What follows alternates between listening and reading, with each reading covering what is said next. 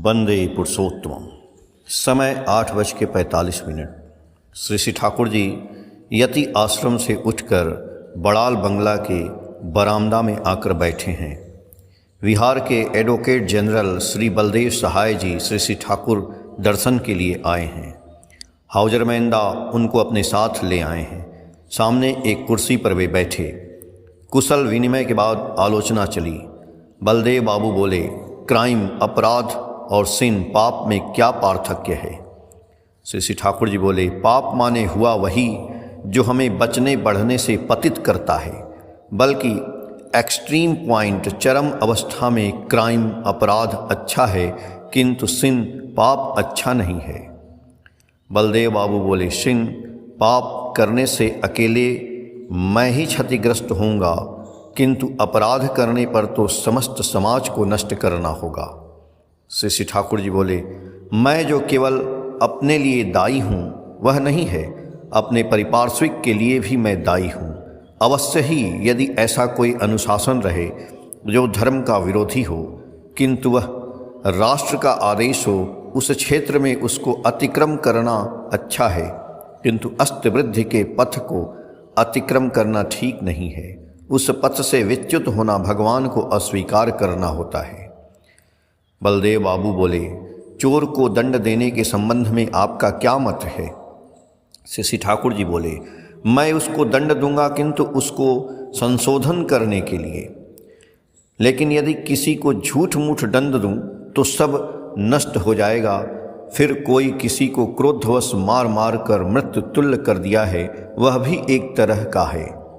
किंतु कोई यदि किसी ऑनेस्ट पर्सन सतलोक को इंटेंसली हरास इच्छापूर्वक विव्रत करना है, तो वह मोर पनिशेबल अधिक दंड पाने योग्य है। बलदेव बाबू बोले, किंतु पापी को यदि क्षमा किया जाए तो वह क्षमा करना तो अपराध की ओर ढकेलना हुआ। श्री श्री ठाकुर जी बोले, मैं तो क्षमा कर वैसा अपराध बहुत किया हूँ, किंतु मैं मनुष्य को मोल्ड नियंत्रण कर सका हूँ। बलदेव बाबू बोले, निश्चय ही क्षमा करने से मनुष्य को ज़्यादा नियंत्रण किया जाता है। श्री श्री ठाकुर, मैं सोसाइटी समाज को इस तरह से मोल्ड नियंत्रण करना चाहता हूँ जिससे प्रत्येक मनुष्य आरोग्य लाभ हो उठे। कानून भंग करना उचित है या नहीं, इस संबंध में बात चली। श्री श्री ठाकुर जी बोले, कानून यदि कोई भंग करता है तो उसके लिए ही कानून भंग करना उचित है, जो विशेष भाव से कानून को रख सकता है। बलदेव बाबू जी बोले, कोई यदि अन्याय करे तो इसकी सूचना पुलिस को देनी चाहिए। श्री श्री ठाकुर बोले, पुलिस को सूचित करना अच्छा है, किंतु उद्देश्य रहना चाहिए मनुष्य को रिफॉर्म्ड संशोधित करने का। बातचीत के मोड़ को घुमाते हुए, हिंदी के साथ बंगला की इतनी अधिक संगति है कि दोनों ही प्रायः एक जैसी लगती है। जो हिंदी जानते हैं वे थोड़ा ध्यान देने से ही बंगला समझ सकते हैं। बलदेव बाबू बोले, कानून ठीक कैसा होना चाहिए?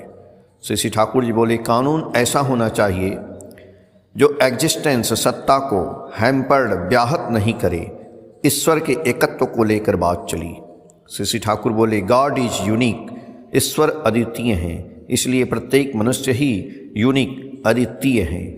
बलदेव बाबू, एक ही होंगे, दो नहीं। हाउजर मैंदा सत्य बात बोलने के संबंध में बात चलाए। श्री श्री ठाकुर जी बोले, सत्य का माने ही हुआ अस्ति का भाव, बचने का भाव, जिससे मनुष्य बचे बढ़े वही सत्य है, वही है शुभ मंगल। हाउजर मैंदा बोले, और हैप्पीनेस सुख क्या है? श्री श्री ठाकुर जी बोले, शुभ ही हैप्पीनेस सुख है। हैप्पीनेस लाइज इन गुडनेस, शुभ में ही सुख निहित है। हैप्पीनेस लाइज इन सत्य, सत्य में ही सुख निहित है। बलदेव बाबू बोले, ठीक से समझा नहीं। श्री श्री ठाकुर जी बोले, जैसे देखिए, किसी को यदि अवैध संतान कहूँ तो उससे वह दुखित होगा। यदि मेरी यह अवस्था होती तो मैं भी होता दुखित। उस तरह से बोलना बचने बढ़ने का सहायक है। कोई बात यथार्थ हो सकती है, किंतु वह सत्य नहीं भी हो सकती है।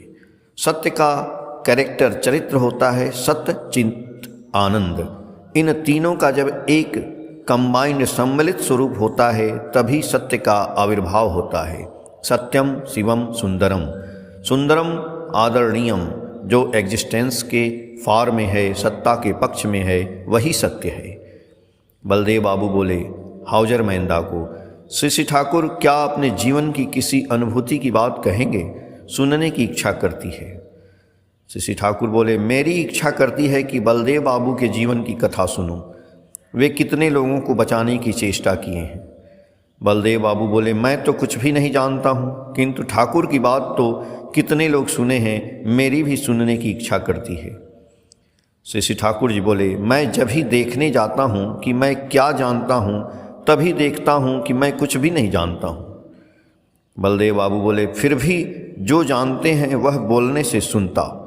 श्री ठाकुर जी बोले बात बात में निकल पड़ेगा। फिर कानून को लेकर आलोचना चली। श्री ठाकुर बोले ला कानून को हम लोग यदि रियलाइज बोध करना चाहते हैं तो विधि को रियलाइज बोध करना होगा, और विधि को रियलाइज बोध करने के लिए विधाता को रियलाइज बोध करना होगा।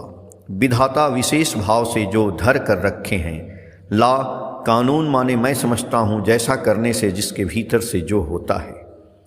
बलदेव बाबू बोले मैं पॉलिटिकल ला राष्ट्रीय विधि को लेकर बहुत दिन कल्चर अनुशीलन किया हूँ। श्री ठाकुर जी बोले पॉलिटिक्स के प्रथम में ही है प्री धातु, माने पूर्ण पालन। प्री से पुर से पुलिस। पॉलिटिक्स जो सत्ता को या धर्म को पूर्ण पालन करे वही पॉलिटिक्स राजनीति है। बलदेव बाबू जी बोले आप लोग निश्चय ही परफेक्ट डाइट पर पूर्णी खाद्य ग्रहण करते हैं, वह किस तरह का होता है? श्री ठाकुर जी बोले यहाँ जो आनंद बाजार है वहाँ भोजन होता है दाल भात एक तरकारी। जिस दिन एक चम्मच घी दे दिया जाता है उस दिन एक तरह से फीस्ट नियंत्रण भोज हो जाता है, और ऐसे भोजन के कारण ही पवना में 20 वर्षों के बीच एक भी व्यक्ति मरा नहीं। बाद में सभी बोलने लगे इससे शरीर खराब हो जाएगा, इसमें मैं वोट मतदान में हार गया। उन लोगों ने आनंद बाजार में अच्छे भोजन की व्यवस्था की, किंतु यह रिच डाइट इन्फ्यूज अच्छे भोजन का प्रवर्तन करने के बाद एक व्यक्ति काला जार से मर गया। उससे बंगाल के नाना जगहों से कंप्लेन आने लगा आश्रम में मनुष्य मरता क्यों है, किंतु वह दाल भात खाकर आश्रम में 20 वर्षों तक एक भी व्यक्ति नहीं मरा। केष्टोदा भट्टाचार्य जी बोले निरामिष भोजन खाना शुरू करने के बाद हम लोगों का जो लड़का लड़की जन्म लिया है उन लोगों को देखता हूँ कि उन्हें 1 वर्ष की अवस्था की बात भी याद है। श्री ठाकुर जी बोले और एक मज़ा देखता हूँ, ऐसा जो हुए हैं वे लोग कम उम्र से ही मीठा पसंद करते हैं।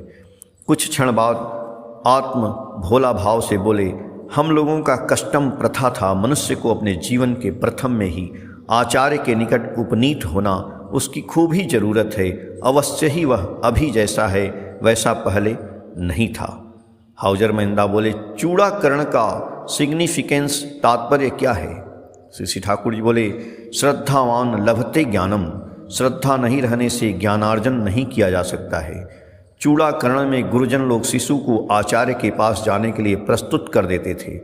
बोलते तुम्हारे आचार्य कितने अच्छे हैं, तुमको कितना प्रेम करते हैं, उनके पास जाकर तुम्हें सीखना होगा। यह सब हुआ ट्रेडिशन, कौलिक प्रथा। मनुष्य तपस्या करता है किसी चीज़ को अचीव अधिगत करने के लिए। तपस्या के समय हमारे कोष का उपादानिक विन्यास होते रहता है। इंटरसेलुलर एडजस्टमेंट भीतर का कोषगत विन्यास होता है।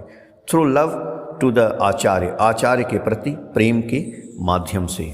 सातवती दिसंबर 2014, पेज संख्या 13, 14 और 15 से। जय गुरु।